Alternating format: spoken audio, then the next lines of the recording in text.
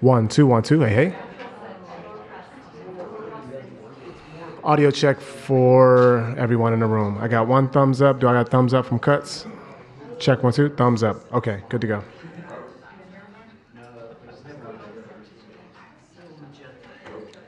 As a quick reminder, can everyone put their phones on silent, please, or turn your ringers off?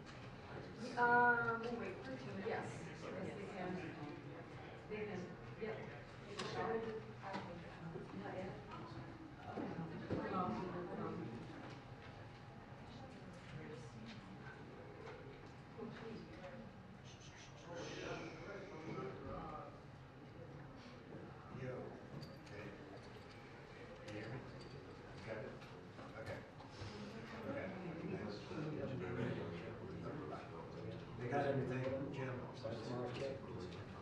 They got everything.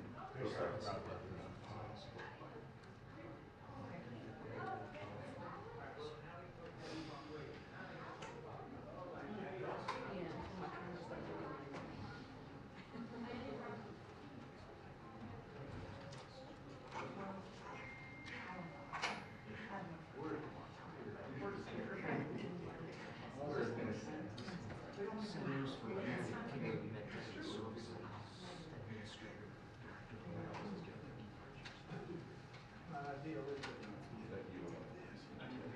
Yeah, they work this way. Yeah,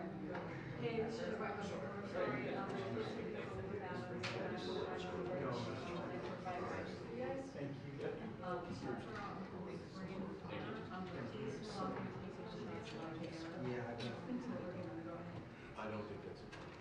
No, I think that will be done later, privately. It won't be part of this.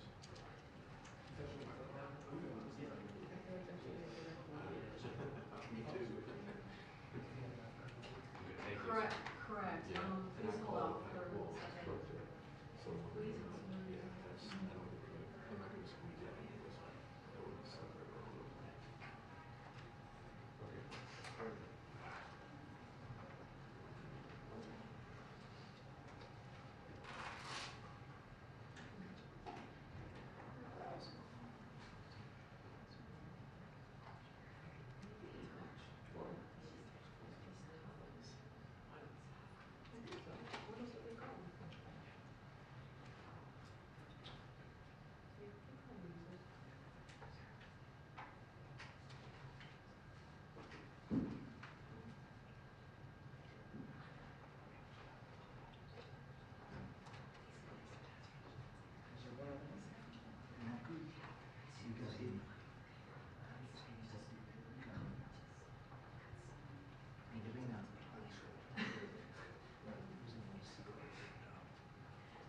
All right. Yes, please hold off.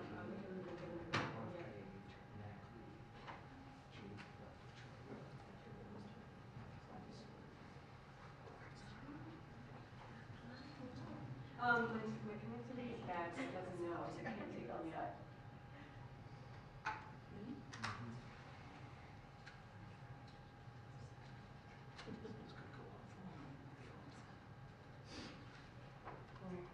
It's literally right on my phone. Maybe it's the way that it's facing.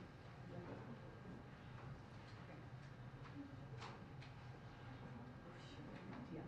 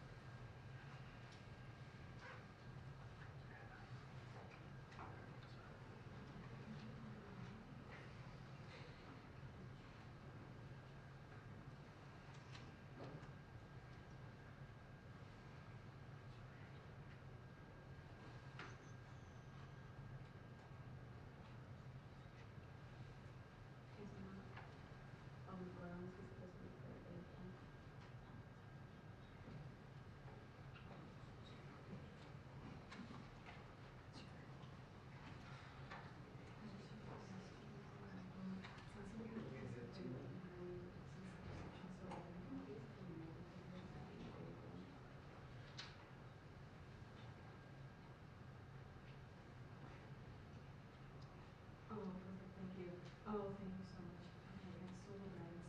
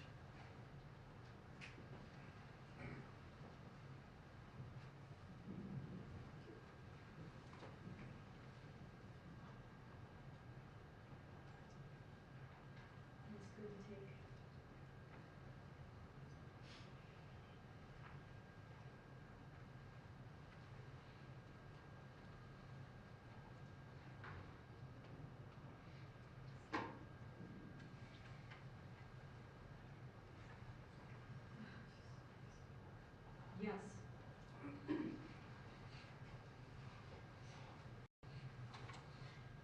Yes, shots are good to take. Turns out the shots are good to take.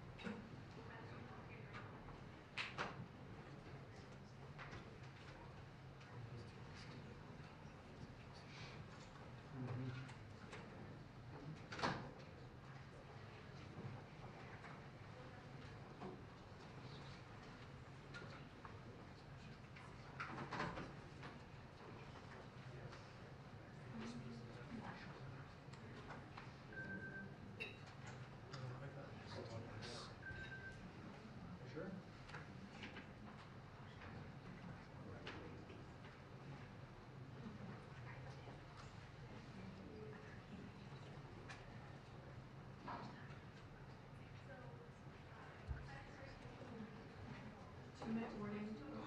2-minute warning. Okay, 2-minute warning. 2-minute warning. Good choice. Yes, 2-minute warning.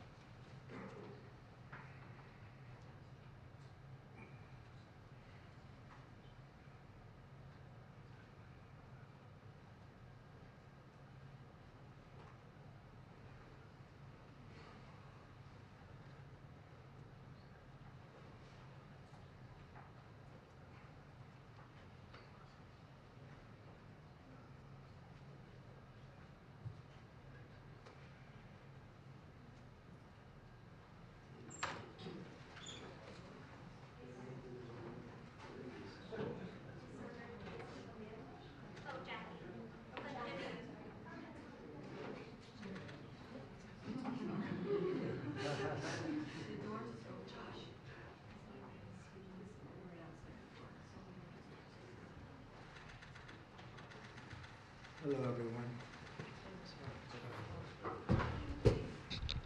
Thank you very much. So I've been waiting for this meeting for 20 years, actually. And it's not that everything's 100% understood or known, but I think we've made a lot of strides. Wish it was done a long time ago. Today, we're delighted to be joined by America's top medical and public health professionals as we announce historic steps to confront the crisis of autism. Horrible, horrible crisis. I want to thank the man who brought this issue to the forefront of American politics along with me. And we actually met in my office, is it like 20 years ago, Bobby? It's probably 20 years ago in New York. I was a developer, as you probably heard, and I always had very strong feelings about autism and how it happened and where it came from. And he and I don't know, the word got out, and I wouldn't say that people were very understanding of where we were, but it's turning out that we understood a lot more than a lot of people who studied it, we think. And I say we think because I don't think they were really letting the public know what they knew. Thanks as well to the director of the National Institute of Health, Dr. Jay Bhattacharya, FDA Commissioner Dr. Marty McCary. These are great people. Administrator of the Centers for Medicine and Medicaid Services, Dr. Mehmet Oz, and Acting Assistant Secretary of HHS, Dr. Dorothy Fink. So thank you all. Thank you, Dorothy, very much. The meteoric rise in autism is among the most alarming public health developments in history. There's never been anything like this. Just a few decades ago, 1 in 10,000 children had autism. So that's not a long time. And I've always heard, you know, they say a few, but I think it's a lot less time than that. It used to be 1 in 20,000, then 1 in 10,000. And I would say that's probably 18 years ago. And now it's 1 in 31, but in some areas it's much worse than that, if you can believe it, 1 in 31. And I gave numbers yesterday. For boys, it's 1 in 12. I was told that's in California where they have for some reason, a more severe problem. But whether it's 1 in 12 or 1 in 31, can you imagine? That's down from 1 in 20,000, then 1 in 10,000. And now we're at the level of 1 in 12 in some cases for boys. 1 in 31 overall. So since 2000, autism rates have surged by much more than 400%. Instead of attacking those who ask questions, everyone should be grateful for those who are trying to get the answers to this complex situation. And the first day all of these great doctors behind me were there, I told them this is what we have to find out. Because when you go from 20,000 to 10,000, and then you go to 12, you know there's something artificial. They're taking something. And by the way, I think I can say that there are certain groups of people that don't take vaccines and don't take any pills that have no autism. That have no autism. Does that tell you something? That's currently, is that a correct statement, by the way? There are some studies that suggest that, yeah, with the Amish, for example. The Amish, yeah, virtually. I heard none. See, Bobby wants to be very careful with what he says, and he should, but I'm not so careful with what I say. But you have certain groups. The Amish, as an example, they have essentially no autism. First, effective immediately, the FDA will be notifying physicians that the use of let's see how we say that. Acetaminophen. Acetaminophen. Is that okay? Which is basically commonly known as Tylenol, during pregnancy can be associated with a very increased risk of autism. So taking Tylenol is not good. All right, I'll say it. It's not good.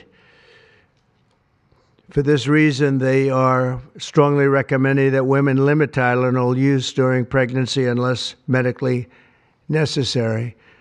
That's For instance, in cases of extremely high fever, that you feel you can't tough it out, you can't do it. I guess there's that. It's a small number of cases, I think. But if you can't tough it out, if you can't do it, that's what you're going to have to do. You'll take a Tylenol, but it'll be very sparingly. It can be something that's very dangerous to the woman's health. In other words, a fever that's very, very dangerous, and ideally a doctor's decision, because I think you shouldn't take it. And you shouldn't take it during the entire pregnancy. They may tell you that toward the end of the pregnancy, you shouldn't take it during the entire. And you shouldn't give the child a Tylenol every time he's born and he goes and has a shot. You shouldn't give a Tylenol to that child. All pregnant women should talk to their doctors for more information about limiting the use of this medication while pregnant. So ideally, you don't take it at all, but if you can't tough it out, or if there's a problem, you're going to end up doing it. The other thing that I can tell you that I'll say that they will maybe say at a little bit later date, but I think when you go for the shot, you do it over a 5-time period. Take it over 5 times or 4 times, but you take it in smaller doses and you spread it out over a period of years. And they pump so much stuff into those beautiful little babies. It's a disgrace. I don't see it. I think it's very bad. They're pumping, it looks like they're pumping into a horse. You have a little child, little fragile child, and you get a vat of 80 different vaccines, I guess, 80 different blends, and they pump it in. So ideally, a woman won't take Tylenol. And on the vaccines, it would be good instead of one visit where they pump the baby, load it up with stuff, you'll do it over a period of 4 times or 5 times. I've been so into this issue for so many years just because I couldn't understand how a thing like this could happen. And it's artificially induced. It's not like something that when you go from all of those, healthy babies to a point where I don't even know structurally if a country can afford it. And that's the least of the problems. To have families destroyed over this is just so terrible. I also, and we've already done this, we want no mercury in the vaccine. We want no aluminum in the vaccine. The MMR, I think, should be taken separately. This is based on what I feel, the mumps, measles, and all the 3 should be taken separately. And it seems to be that when you mix them, there could be a problem. So there's no downside in taking them separately. In fact, they think it's better, so let it be separate. The chicken pox is already separate because when that got mixed in, I guess they made it 4 for a while, it really was bad. So they make chicken pox. Individually, they're okay. When you mix them, something maybe happens. So there's no downside in doing it. It's not like, if you do it, bad things. No, it's only good side. And it may not have that much of an impact, but it may have a big impact. So let those be taken separately. And then hepatitis B is sexually transmitted. There's no reason to give a baby that's almost just born hepatitis B. So I would say wait till the baby is 12 years old and formed and take hepatitis B. And I think if you do those things, it's going to be a whole different, it's going to be a revolution in a positive sense in the country. The FDA will be updating the label of an existing drug to reflect potential benefits in reducing some autism symptoms. This gives hope to the many parents with autistic children that it may be possible to improve their lives. That's one of the things that I'm very, very happy about. I mean, this was mostly going to be on how not to have the child affected, but we've learned some pretty good things about certain elements of genius that can be given to a baby, and the baby can get better. And in some cases, maybe substantially better. Not going to be easy, but be a lot easier if it didn't happen in the first place, as these great parents fully understand, right? They fully understand. I feel so terribly for. I have so many friends with autistic children. It's a tough situation. Finally, to help reach the ultimate goal of ending the autism fever, the NIH will be announcing 13 major grant awards from the Autism Data Science Initiatives. And to be honest with you, to me, that's the least important. It's not even a money thing at this point. There's so much money, but they have to do, and they have to move quickly. When the alternative is that nothing bad can happen, let's do it now. I was just saying to Bobby and the group, let's do it now. Nothing bad can happen. It can only good happen. But with Tylenol, don't take it. Don't take it. And if you can't live, if your fever is so bad, you have to take one because there's no alternative to that. Sadly, first question, what can you take instead? It's actually, there's not an alternative to that. And as you know, other of the medicines are absolutely proven bad. I mean, they've been proven bad with the aspirins and the Advils and others, right? And they've been proven bad. So I'd like to ask Bobby to get up to the podium and say a few words, and then Dr. Bhattacharya and Dr. McCary, Dr. Oz, Dr. Fink, followed by two incredible mothers that have experienced firsthand what this country is going through, what parts of the world are going through. And I will say there are parts of the world that don't take Tylenol. I mean, there's a rumor, and I don't know if it's so or not, that Cuba, they don't have Tylenol because they don't have the money for Tylenol, and they have virtually no autism, okay? Tell me about that one. And there are other parts of the world where they don't have Tylenol, where they don't have autism. That tells you a lot. And I want to say it right now. And, you know, the way I look at it, don't take it. Don't take it. There's no downside in not taking it. So I'd like to ask Bobby to come up and say a few words. I hope I didn't ruin his day, but that's the way I feel. I've been very strong on the subject for a long time. You know, life is common sense, too. And there's a lot of common sense in this, and I wish things like this were brought up, and this group has worked so hard on it, but I'd like to be a little bit more, a little speedier in the process of a recommendation, because there's no harm in going quicker. There's absolutely no harm. At worst, there's no harm. Thank you very much. Bobby, please. Thank you, Mr. President. To meet the President's challenge, I ordered HHS to launch an unprecedented all-agency effort to identify all causes of autism, including toxic and pharmaceutical exposures.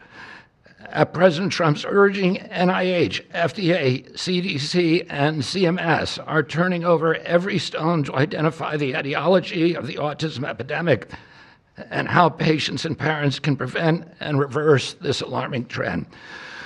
We have broken down the traditional silos that have long separated these agencies, and we have fast-tracked research and guidance. Historically, NIH has focused almost solely on politically safe and entirely fruitless research about the genetic drivers of autism. And that would be like studying the genetic drivers of lung cancer without looking at cigarettes. And that's what NIH has been doing for 20 years. As a result, we don't have an answer to this critical question, despite the cataclysmic impact of the epidemic on our nation's children. We are now replacing the institutional culture of politicized science and corruption with evidence-based medicine. NIH research teams are currently testing multiple hypotheses with no area off limits. We promise transparency as we uncover the potential causes and treatments, and we will notify the public regularly of our progress. Today, we are announcing two important findings from our autism work that are vital for parents to know as they make these decisions. First, HHS will act on acetaminophen. The FDA is responding to clinical and laboratory studies that suggest a potential association between acetaminophen use during pregnancy and adverse neurodevelopmental outcomes, including later diagnosis for ADHD and autism. Scientists have proposed biological mechanisms linking prenatal acetaminophen exposure to altered brain development. We have also evaluated the contrary studies that show no association. Today, the FDA will issue a physician's notice about the risk of acetaminophen during pregnancy and begin the process to initiate a safety label change. HHS will launch a nationwide public service for families and protect public health. FDA also recognized that acetaminophen is often the only tool for fevers and pain in pregnancy, as other alternatives have well-documented adverse effects. HHS wants, therefore, to encourage clinicians to exercise their best judgment in the use of acetaminophen for fevers and pain in pregnancy by prescribing the lowest effective dose for the shortest necessary duration and only when treatment is required. Furthermore, thanks to the politicization of science, the safety of acetaminophen against the risk of neurodevelopmental disorders in young children has never been validated. Prudent medicine, therefore, suggests caution in acetaminophen use by young children, especially since strong evidence also has associated it with liver toxicity. Some studies have also found the use of acetaminophen in children can potentially prolong viral illnesses. FDA will drive new research to safeguard mothers, children, and families.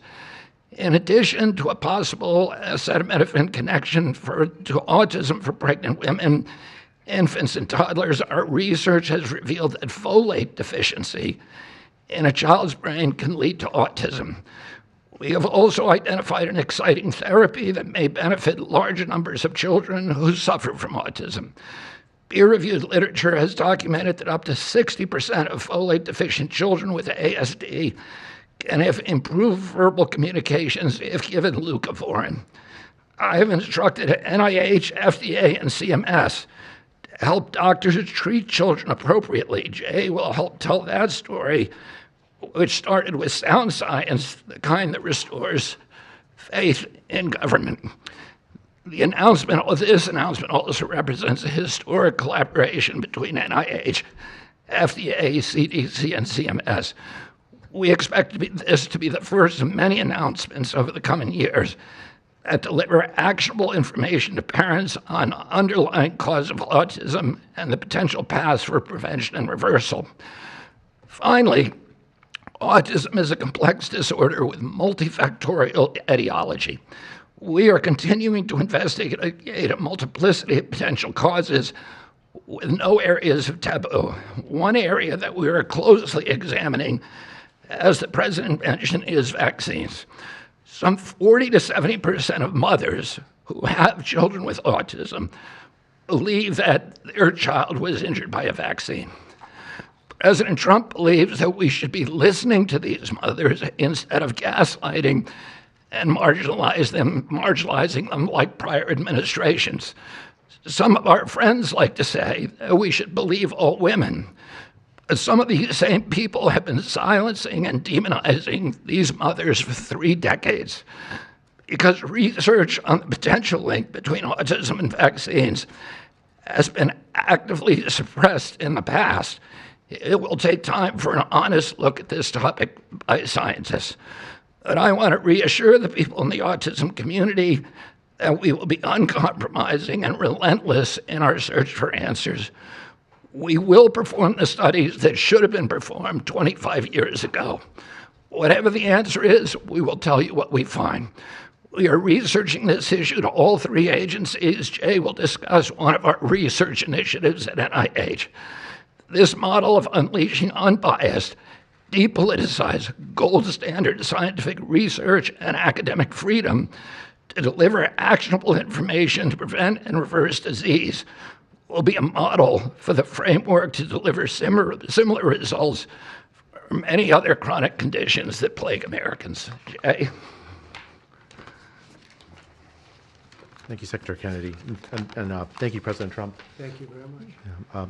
I'm proud to announce today that the NIH has launched the Autism Data Science Initiative to turbocharge autism research, devoting an additional $50 million to the cause of studying autism. Nearly 250 research teams from across the country applied, sent in their applications, and were peer-reviewed by the NIH review panels. The NIH peer reviewers chose the 13 best projects focused on root causes and therapies, with replication and validation studies to guarantee gold standard science. The studies feature a new kind of science called exposomics, where scientists consider environmental and medical factors, nutrition, events during pregnancy, in combination with biology and genetics to answer vital questions about autism. Science like this, conducted in partnership with families and physicians, is the best way to arrest and reverse the autism epidemic. Autism spectrum disorder encompasses a very wide range of symptoms, ranging from mild difficulties with social interactions to profoundly autistic children who experience severe disabilities in speech and behavior. Given this wide range of symptoms across the spectrum, it seems certain that there will be a wide range of biological contributors to explaining the cause.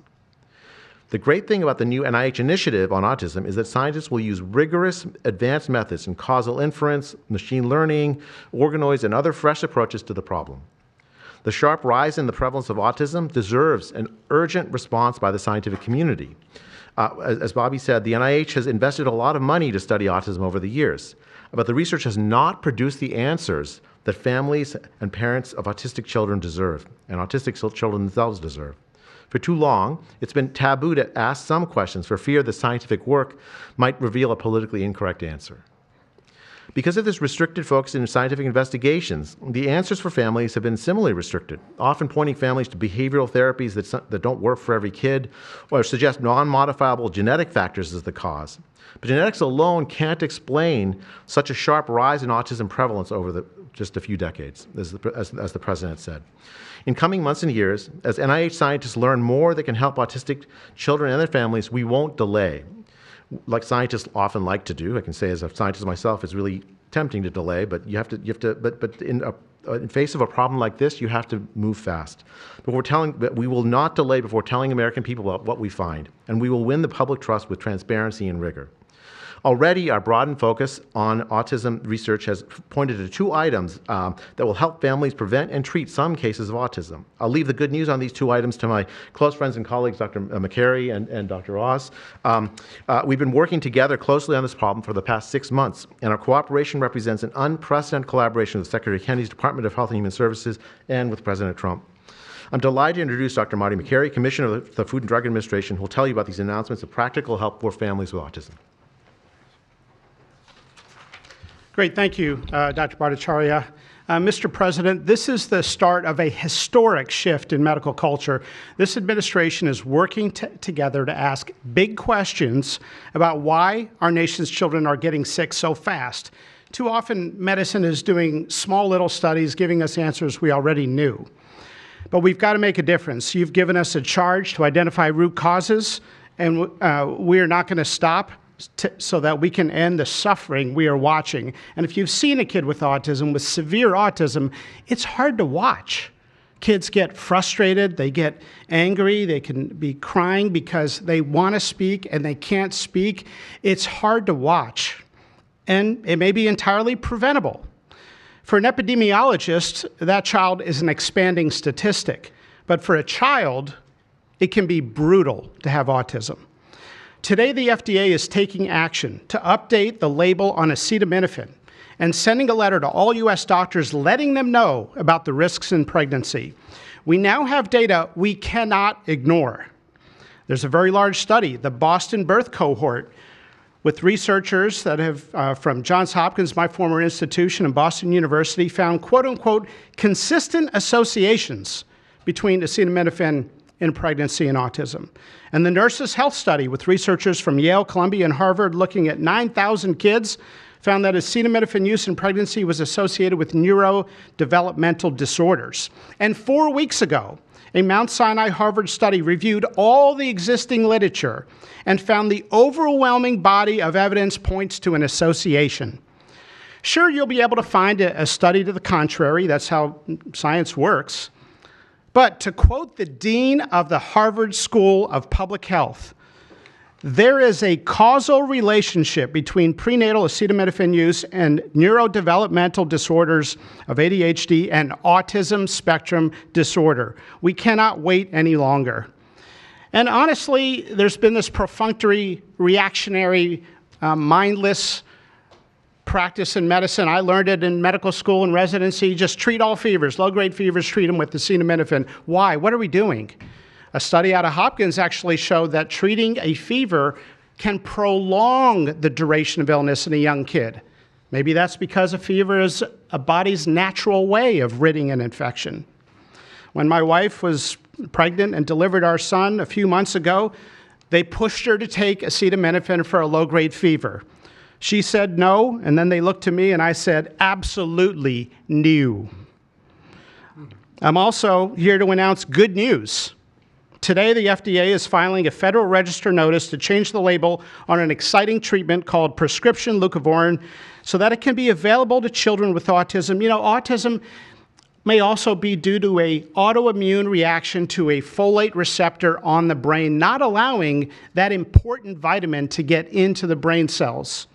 It's a fairly established, mature pathway. Again, we have a duty to let doctors and the public know we are going to change the label to make it available. Hundreds of thousands of kids, in my opinion, will benefit. One study found that with kids with autism and chronic folate deficiency, 2/3 of kids with autism symptoms had improvement, and some marked improvement. Mr. President, you told us to do what's medically right, to go bold, and not worry about the corporations and the lobbyists. So that's what we're here doing today. Thank you, Mr. President. Good, thank you. Thanks, Marty. I think you all appreciate the passion in the President's voice. We've been hearing that since the inauguration. In fact, even before the inauguration, the President was upset about what he spoke to today. And so together with Secretary Kennedy, who's made it his life's work to address some of these challenges with autism, they challenged us. In fact, they were harsher than that. They wanted no silos to break down what the NIH would do, what the FDA would do, what CMS would do. They insisted that the physician leaders bust through the clutter because their agencies had the power if we didn't do what every other prior administration had done, which is to let people function within their siloed environments. Because of that, in historic fashion and a very accelerated manner, we have a response today to the autism crisis. It is the first of several chapters, but this is breaking news. You've heard some of it. The response to the autism crisis is going to continue to come to you under Secretary Kennedy's leadership, and the President wouldn't have it any other way, as you've heard. The FDA, based on NIH research, is approving prescription leucovorin for treatment of autistic children. Now, if you're following the script, there should be two questions that you have, two questions that should come to your mind. The first is, how will patients and parents get access to the treatment? I'll tell you how. Over half of American children are covered by Medicaid and CHIP, government health insurance, over half.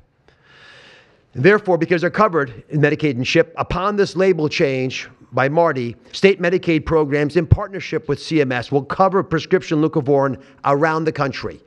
It's yours, but you have to go to a doctor to get a prescription because they know your child, they know you, and they know the medication. States will also have tools to monitor its use and ensure appropriate utilization. That's important for a bunch of reasons because we want the right kids getting the right prescription medications. We believe private insurance companies will rapidly follow our lead if they have not already done so. And again, to make sure that this is safe and effective treatment, you need a physician to prescribe the medication because it's on prescription. Second big question. How are we going to collect clinical data to answer the big questions that the President's asking and the Secretary insists that we offer? CMS is also issuing guidance to convene states and existing research networks to support NIH and FDA in their research efforts of prescription leucovorin, while also maintaining the privacy of all patients, all health information of our beneficiaries. Collecting real-world data, which is what many of you have been asking us to do in the community, is fast, it is life-saving, and we'll get answers based on what happens over the next few months with this approach. The aggressive approach, and it is aggressive, demanded by the President and by the Secretary, have already identified risk factors and opened the door for the first FDA-recognized treatment pathway for autism. It is the first of its kind, and it wouldn't have happened without the leadership of the President and the Secretary. The fivefold increased prevalence of autism over the past 25 years demands a rapid response. The average clinician, researcher, we spoke to many, thought it would take 5 years to get this data. Parents are unwilling to wait 5 years. The President is unwilling to wait 5 years for these results. So the President and the Secretary are acting today with this tri-agency move. The administration's bold actions investing in groundbreaking research follow the science, They restore trust, which has been lacking, and they will change the trajectory for millions of American families. Mr. President, God bless you for being brave. Thank you very much. So let me introduce Dr. Fink, who's acting administrator, and after Dr. Fink, we've got some wonderful women, Jackie and Amanda. I know it's going to be tough, but if you can make some comments about this historic day, God bless you. Thank you, Mr. President, for this opportunity to speak with all of you today. As a pediatrician and mom, I am here today to talk about what this announcement means for the millions of moms and dads who are faced with the choice of whether to take acetaminophen during pregnancy. It's hard to hear information that challenges the status quo. We are sharing this information not to confuse, but to empower parents to make the best choices when taking medications during pregnancy. We are all concerned about the rising rates of neurodevelopmental disorders, including autism. President Trump and Secretary Kennedy are dedicated to radical transparency so that patients have the best, most up-to-date information. We are also sharing this information with our nation's doctors, and we encourage you, as always, to consult with your doctor to make the best decision for you. All too often, it's easy to think that medicines we buy without a prescription pose little to no risk for the mom or the baby. As you heard today, pregnant women who need high fever or pain reduction during pregnancy should take the lowest effective dose of acetaminophen for the shortest possible duration. Most women will not meet these indications during their pregnancies. I am encouraged by these developments today because it is another example of our commitment to the American people to leave no stone unturned in improving the health of our nation's children. Next, I'm going to turn it over to some incredible mothers who are going to share more about their stories, and we're so grateful to have you here today.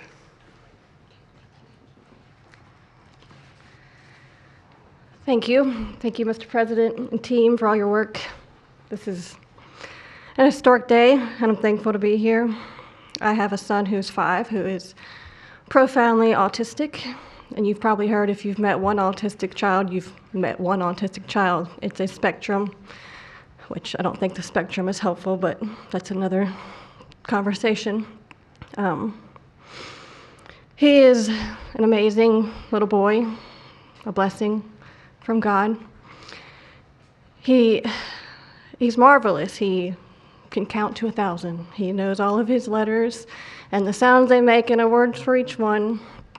But he also has a lot of obstacles. He is nonverbal. He can say those numbers and letters, but there's no communication. Unless you've lived with profound autism, you have no idea. You have no idea. He, like you said, he will get frustrated because he can't speak. It's not even that he can't speak. Sometimes he just doesn't understand what I'm saying. He understands the word no, but he doesn't understand the why behind the no. And that's a huge part of discipline. That's the discipline. So it's very hard to discipline a child with autism, so you have these behaviors. And it's a very hopeless feeling. It's very isolating being a parent with a profound autistic child. Even just taking them over to your friend's house is something we just don't do because, again, they're going to be met with no, no, no, and no understanding of why. And then there's a meltdown. And then you're in a situation where you're just helpless and you're just trying to protect your kid. So it's just better not to do it. You learn your limits, and it's been really hard. This is amazing that we're here today. And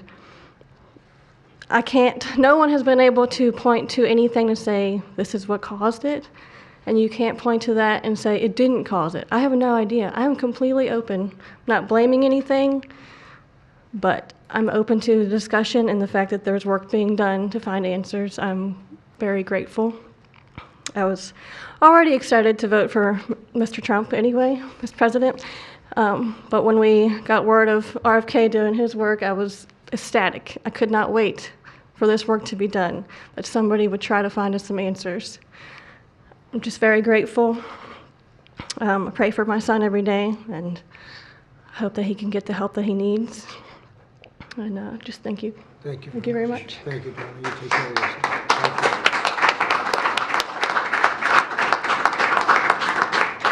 Hi, my name's Jackie. I'm also extremely grateful for the opportunity to be here and share my son's story.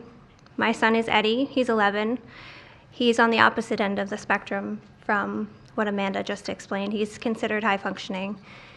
He was not always high functioning. He was nonverbal till the age 4. We've had quite a hard time to get to the place where we are today. I am just so grateful to President Trump and the entire administration for finally listening to moms who have been crying out for help, for answers for years. I've met so many other moms with children on the spectrum in the 9 years since my son's diagnosis, and they all have very similar stories. And they've all just wanted somebody to listen, to not ridicule them or look at them like they were the crazy people. It's hard when you don't have doctors that take the time to really listen and find out when the change happened and what change happened. And it's just, I've been praying for this day for 9 years, and I'm so thankful to God for bringing the administration into our lives. And I'm speechless. This day is a day I never thought would happen. I thought that we would never have an administration that was courageous enough to look into things that no prior administration had. So I'm just here to express my gratitude, and I am looking forward to what comes from this, and hopefully we just get more answers. So thank you. Thank you very much.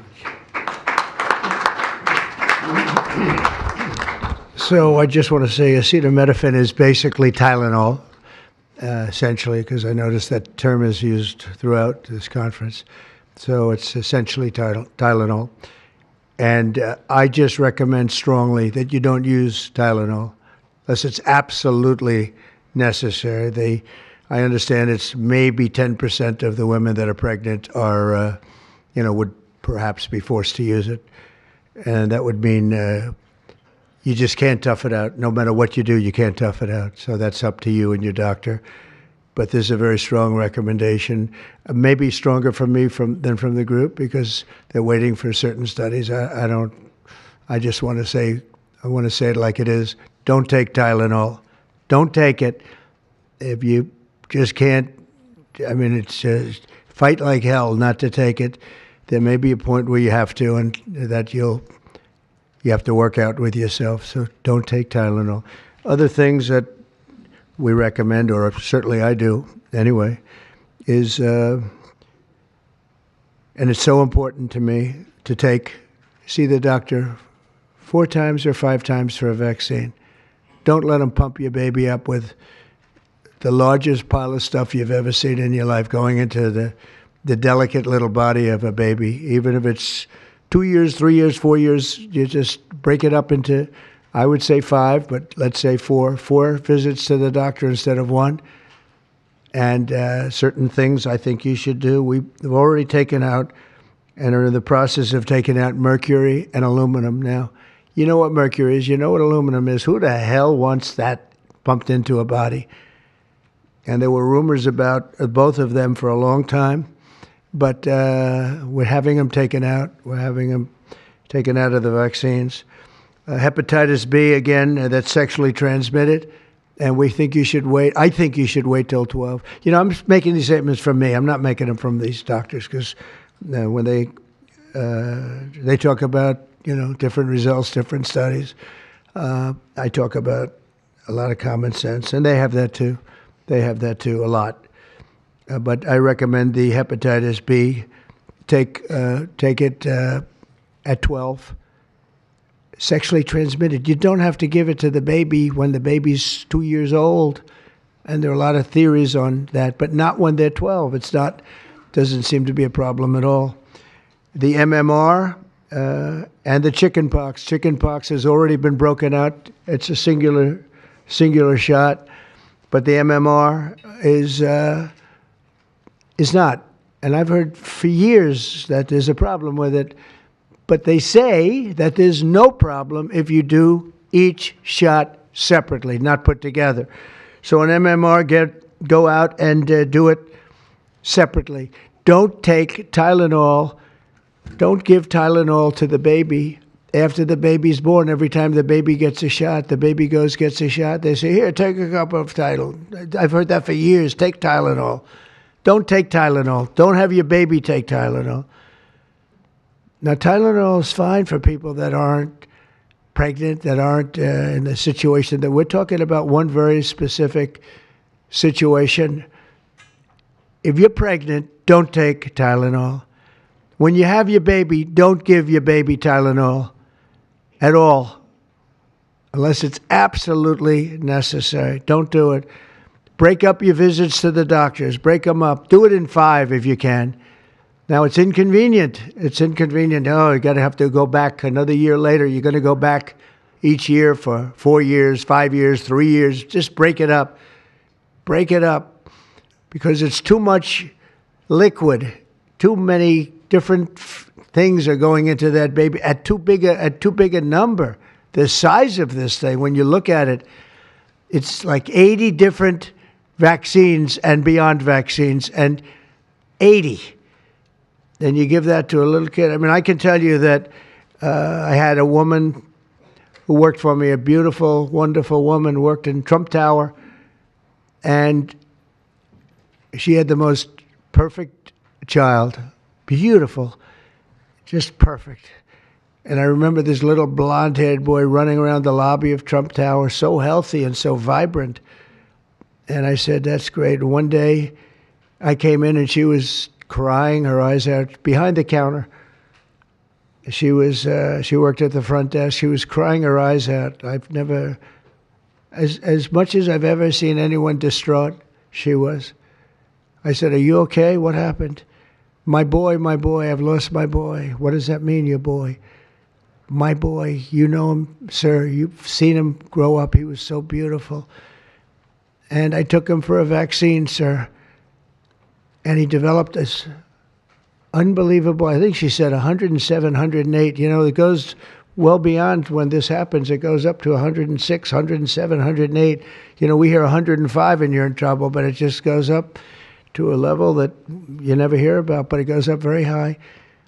And it's fried. They get fried. She said, I took him, he developed an unbelievable temperature. And I've lost him, sir. He's gone. And then I saw the boy. It was so tragic to see. That was the following day. After the vaccine. And I've seen it 2 other times, and I think 3 other times, but 2 other times, where they go to the doctor and they get the vaccine, they get the shot. The kid is, badly hurt. Let's be nice, badly hurt.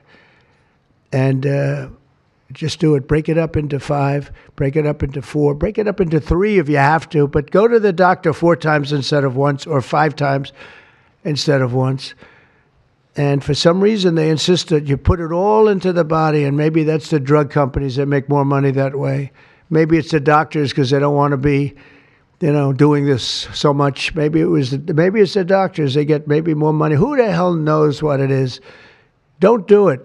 Get them broken into 4 or 5 visits. Do it 4 or 5. That means you have 20%, 25% what you're putting into the baby's body. It can only help.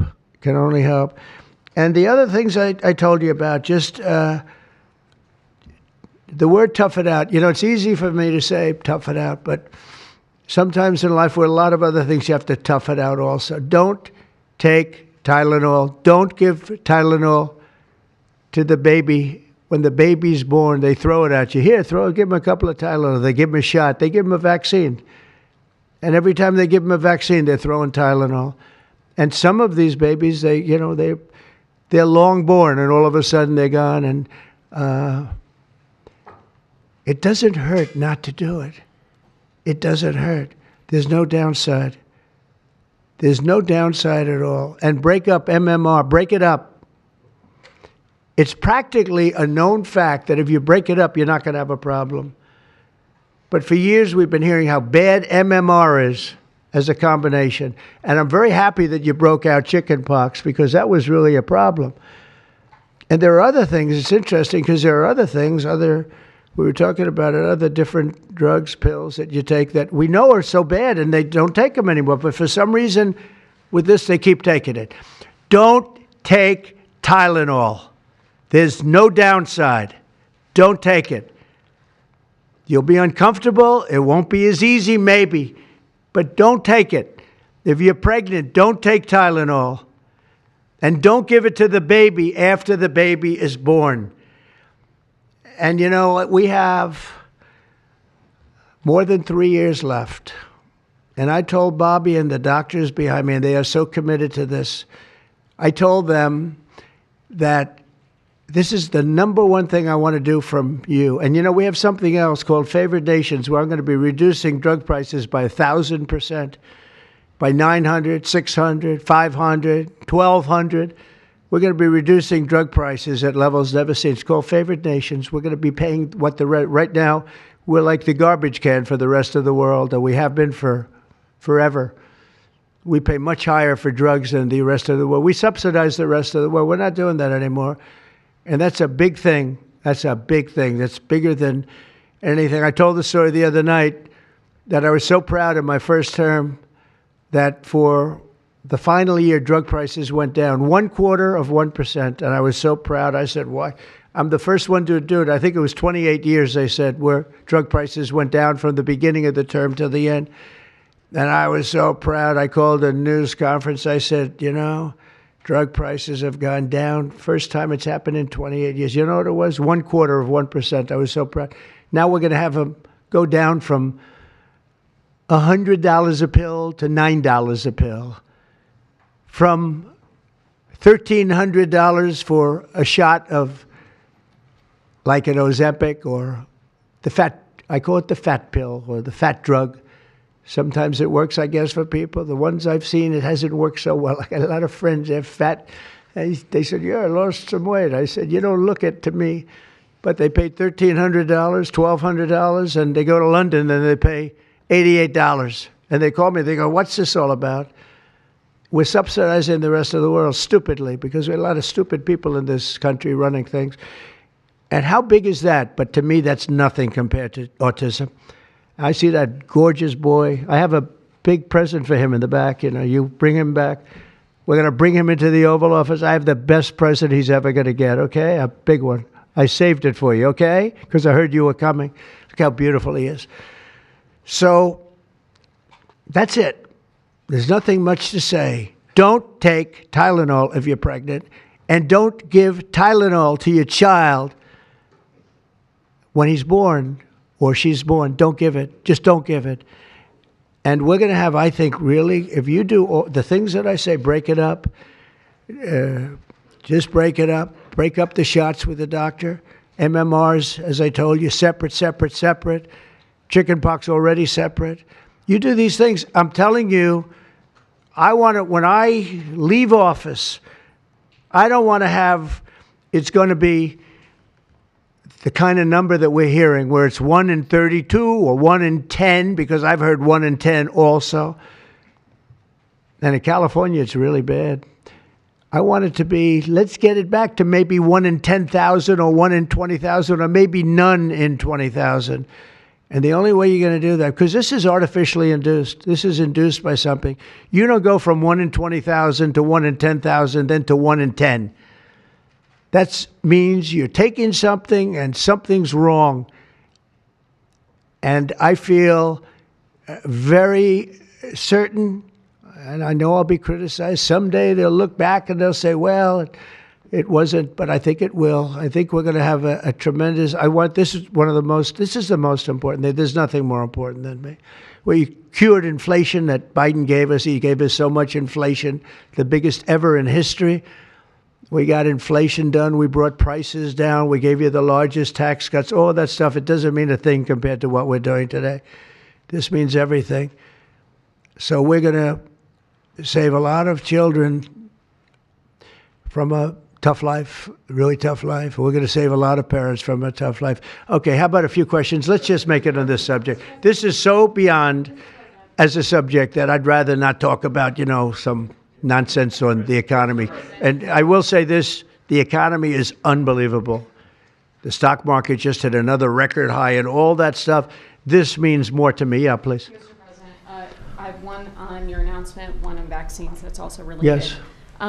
Why do you think we haven't heard more previously about the tie to autism and acetaminophen? Nobody knows. I don't know.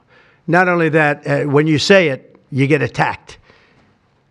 I was saying something similar, not as strongly, because now facts are on our side. But I was saying it with Bobby 20 years ago, and I was attacked. I said, whoa, what was that all about? I had no idea. You get attacked. I don't know.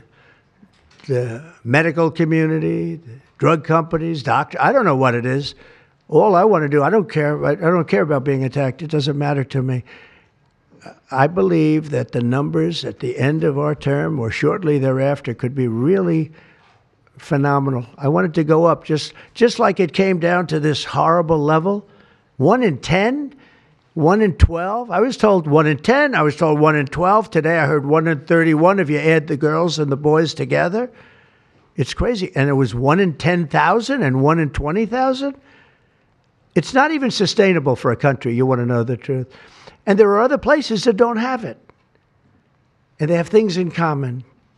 And that's called medical research. Yeah, please. Mr. President, I'm curious as you look at the trend lines, yeah, how much of this is the causation of acetaminophen and how much is sort of better diagnosis, doctors, researchers having a better understanding of what is on the autism spectrum? Do you want to do that? Sure, go ahead, Rob. That's one of the canards that has been promoted by the industry for many years, that it's changed diagnostic criteria, better recognition. But there's been study after study done of that completely debunks that. One of them by the Mind Institute at UC Davis, University of California. But also it's just common sense, because you're only seeing this in people who are under 50 years of age. If it were better recognition or diagnosis, you'd see it in 70-year-old men. I've never seen this happening in people my age. I've never seen a case of full-blown autism, and that means profound autism. I want to be very careful. Head banging, stimming, toe walking, nonverbal, non-toilet trained. I've never in my life seen a 70-year-old man who looks like that. You're only seeing it in the kids. It's an epidemic. Thank you, Mr. President. I was hoping that you could clear up confusion for moms and dads across America, many of whom voted for you. There's a statement that was put out by the American College of Obstetricians and Gynecologists, and in their statement, they write, acetaminophen remains a safe, trusted option for pain relief during pregnancy, and that's at odds with what you said and with what many of the experts say. How do you clear up this confusion? That's the establishment. They're funded by lots of different groups. And you know what? Maybe they're right. I don't think they are, because I don't think the facts bear it out at all. They're fighting for something that, in my opinion, they shouldn't be fighting for. But here's the thing. There's no downside to doing, other than a mother will have to, as I say, tough it out a little bit. There's no downside to doing this. It's not like, oh, if you do this, you're going to die. There's no downside. There's no downside to going over a 4-year or a 5-year period or a 3-year period, or even if you space them out for 6 months, you space it out. There's no downside. And that's why I will say the gentlemen behind me, they have very strong views, and they feel that we're right, but they'll have more research done over the next 2 months. I said, well, 2 months is a long time. A lot of people can be saved, and there's no downside to doing it. Everything I said, there's no downside to doing it. It can only be good. And I think you're going to see very good results. That's establishment stuff, and we've been reading that about a lot of things for years. And you know what's happened? We've gone from 1 in 20,000 to 1 in 10,000 to 1 in 32 to 1 in 10. Think of it. 1 in 10 or 12 or 1 in 31. Think of it. 1 in 31 people, young kids, get autism. What is it, Jeff? My question is about leucovorin. You mentioned that as part of your plan. That is also a chemotherapy treatment. Have you been in touch with the drug companies to Why don't increase I have the production doctor about answer that? that? And just, I'm going to throw in my follow-up at the same time. Dr. Oz mentioned that this will be available with CHIP, children who are on CHIP. But the big beautiful bill reduced funding for CHIP and Medicaid by $1 trillion over the next 10 years. Are you concerned that that will impact your ability to get this drug out? I'll explain it to you in a second, but please go ahead. Thank you. Thank you. Leucovorin is not a chemotherapy, but it is a vitamin given with chemotherapy sometimes. And the idea here is that the folic acid receptor in the brain is blocked by some antibody response. It might be 20, 40, 50% of kids with autism. And leucovorin will bypass that blocked receptor. And that's why so many doctors are probably seeing so much clinical improvement on kids with leucovorin. Production. Yeah, we've been in touch with the companies, and they are prepared to ramp up production, and we actually talked to them about a month ago. And on your second part of your nasty question, the number is that the great big beautiful bill, which is the greatest, I think one of the best things ever passed in the history, with the tax cuts and regulation cuts and all of the things it does, no tax on tips, no tax on Social Security, no tax on overtime, all of it does. It also gives $200 million, as just explained by Dr. Oz, and I'd like you to explain that to exactly what you're saying.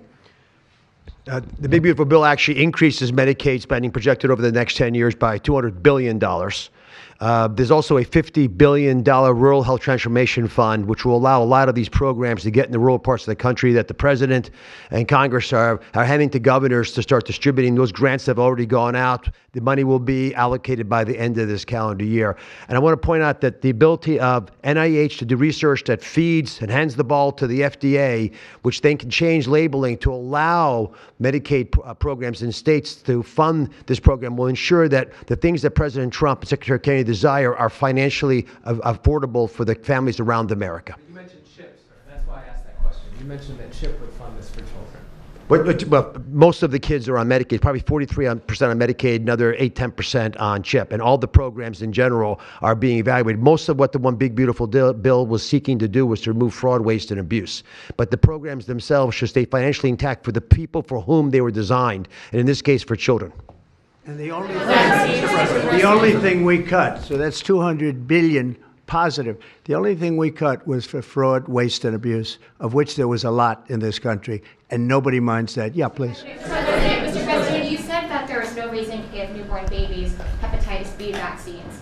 But hepatitis B can be contracted not just through sexually transmitted diseases. It comes from needles to open wounds. So when you say you feel, is that appropriate to be telling? I think it's absolutely appropriate. I think they should wait till they're 12 years old. Yes, please. Mr. President, thank you all for being here. You've been talking about reducing autism by spacing out vaccines. Would you like other combined vaccines babies receive to be spaced out, like MMRV? What is this again? You've been talking. Speak up, please. Sir.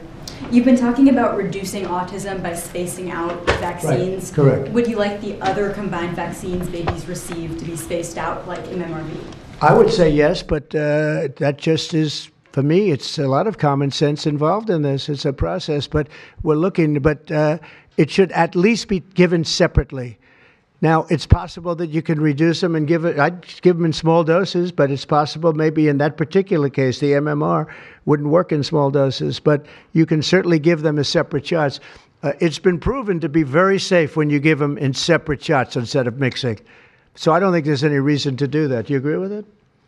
I'm not a doctor, but I'm giving my opinion. I don't think there's any reason to do that. So it's been proven to be safe when you break them up. But MMR by itself, I've heard bad things about it for many years. Yes, please. Mr. President, is the spectrum too broad, in your opinion? For research purposes, you are dealing with a population of children who might have social boundary difficulties, and then you have children who are, going to grow up to be adults in diapers. I mean, what do you think?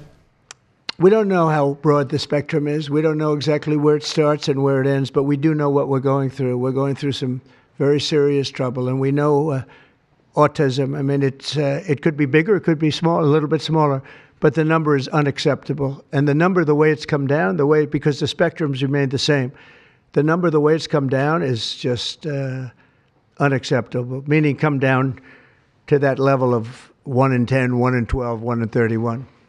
Mr. President, medical professionals. Go ahead in the back. Mr. President, this question is more directed towards Secretary Kennedy. It was talked about that we're just kind of finding out about the fact that babies are affected this way.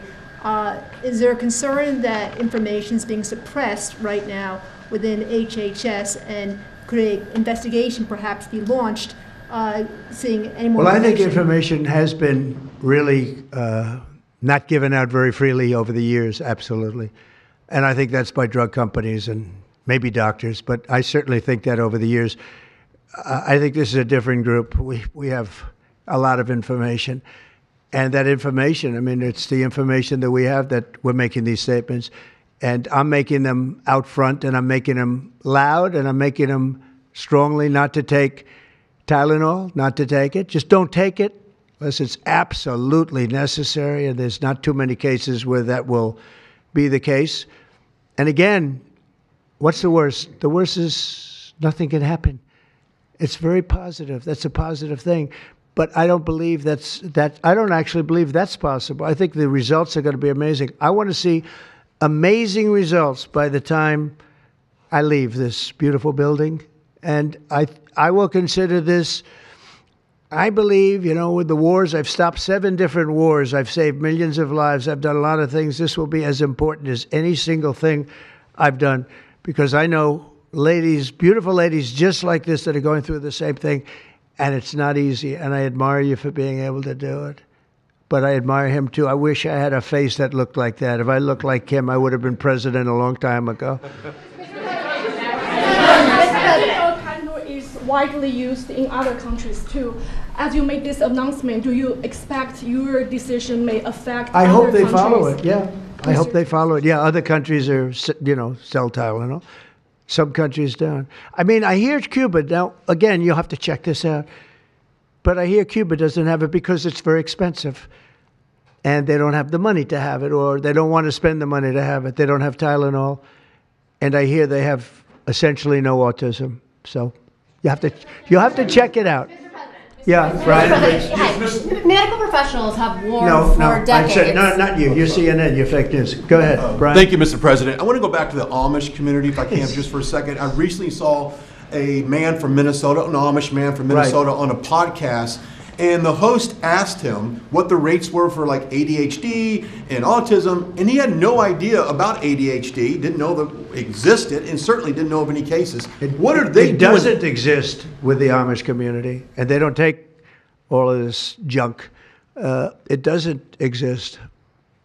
That tells you, doesn't that tell you? That's like, that's like certain countries where it doesn't exist and they don't take it. Would you like to make a comment about that, Mark? The Amish population, a very mixed group. So there's a subset that take vaccines, a subset that does not. And we know they have very low rates of chronic disease all across the board. Please. Thank you, Mr. President. Should the establishment media show at least some openness to, trying to figure out what the causes of autism are? I wish they would, yeah. And why are they so closed-minded? Well, look, it's not only the media, in all fairness, it's some people. When you talk about vaccines, they go crazy. And, I'm a big supporter of vaccines. I got a certain vaccine approved in 9 months that would have taken from 5 to 12 years. I'm very proud of it. A lot of people think it was one of the greatest things I've done, and some people think, mostly Republicans, actually. I'll tell you, the Democrats think it was, they think Operation Warp Speed was one of the greatest things any president has done, any president. It's, we're very proud of what happened. We got hit with something that came from a place that shouldn't have happened, but it did happen. Those things take place, and you're very unpleasantly surprised. But no, I'm a big believer in vaccines. The polio vaccine, big believer in vaccines. I know Bobby and you guys have it out a little bit, but he's a believer in vaccines too. But I've seen how great vaccines can be, how incredible they can be. So I'm a believer. Yeah. Sir. Yeah, please. Your comments made about MMR and hepatitis B, and you Right. said those were your suggestions, but have you spoken with Secretary Kennedy about actually making those changes? I have, yeah, I have. I've spoken to all the doctors about it, and doctors that are not here right now. I've spoken to many doctors about everything we're talking about.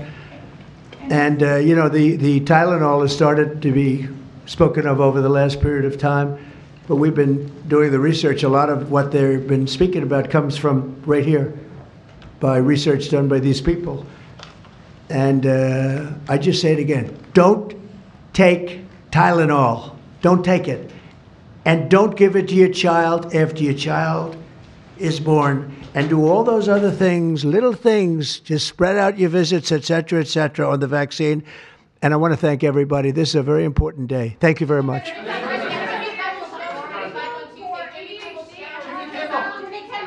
Will you meet with the Democratic leader, sir?